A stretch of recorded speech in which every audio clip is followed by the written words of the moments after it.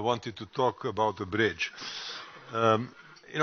Last year a bridge was opened in the territory of Croatia between an island or peninsula and the mainland, and that was an interesting example of cooperation because the bridge was built on the Croatian territory.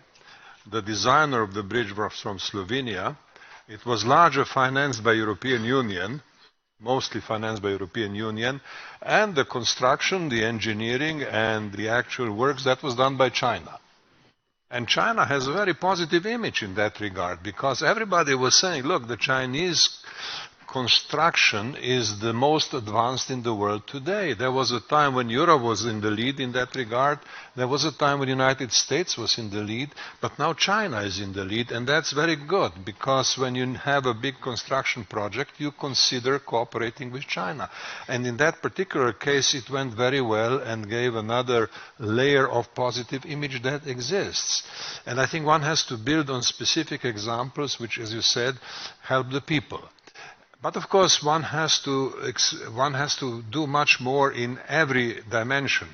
Last week I had a visit from a friend of mine, a teacher, professor at the Renmin University in Beijing.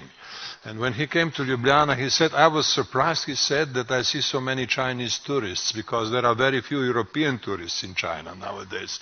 So we have a need for a better balance in that regard also.